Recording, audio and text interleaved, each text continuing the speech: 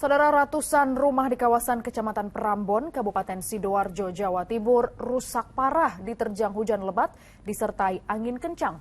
1 orang dilaporkan tewas akibat tertimpa bangunan yang ambruk.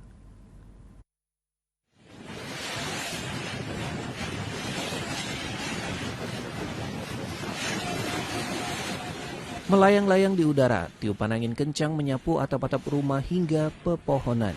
Dalam sekejap, permukiman di 2 desa Kecamatan Prambon, Sidoarjo, porak-poranda Minggu sore. Sekitar 200 rumah dilaporkan rusak, sedang hingga parah. Naasnya lagi, 1 orang tewas akibat tertimpa bangunan yang ambruk diterjang angin kencang.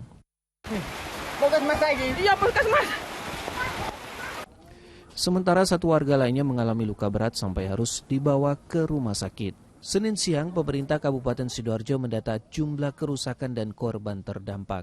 Ini banyak desa Kedung, Wonokerto, kurang lebih 200 lebih.